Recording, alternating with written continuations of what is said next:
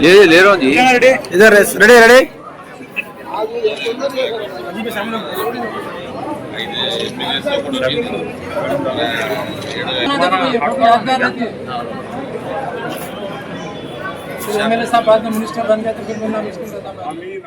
మహబూబ్ నగర్ పట్టణంలో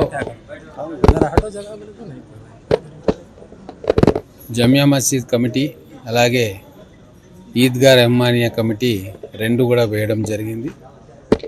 రెండిట్లో కూడా చదువుకున్న వాళ్ళను, పెద్ద మనుషులను, అనుభవజ్ఞులను, అలాగే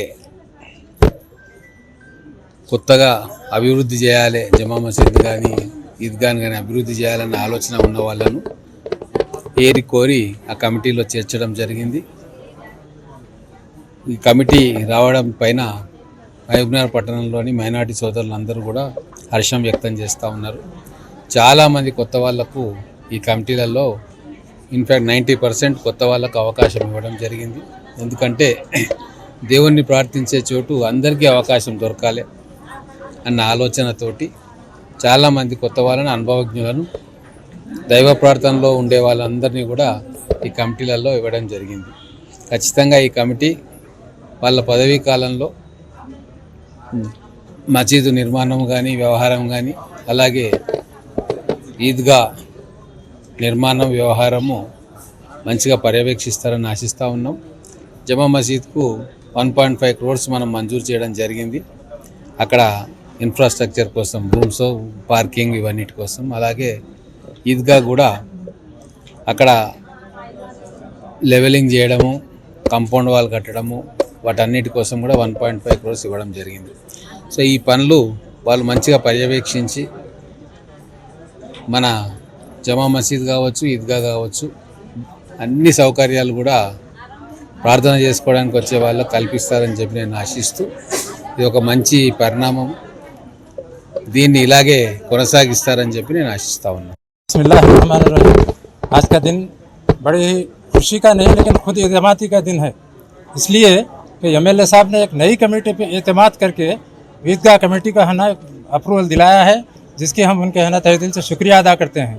और ये ईदगाह कमेटी न सिर्फ हमारे लिए मुबारकबाद का बयान नहीं है, जब तक हम काम करेंगे, कुछ उनके भरोसे पे उतरेंगे तो जब हम कामयाब रहेंगे, नहीं तो खाली नाम हमारा नाम के पेपरों में आ गए तो हम कुछ नहीं। हम एमएलए साहब को है ना ये भरोसा दिलाते हैं कि है ना बराबर हम उनके एतमाद पे पूरा उतरेंगे, और जो काम भी उन्होंने है ना हम लोगों को इंटरेस्ट करेंगे उसको हम पूरा करने की कोशिश करेंगे। मैं और मेरी कमेटी में सब लोग फ़ाल लोग जमा हुए हैं, कोई भी ऐसा डमी कैंडिडेट नहीं है। जितने भी मेरे में कमेटी के मेंबरान को एमएलए साहब सेलेक्ट किए हैं, माशाल्लाह बेहतरीन हार्ड वर्क करने वाले, और है ना दुनियावी इससे उनका कोई फ़ायदे का कोई उनके जहनों में ये नहीं है।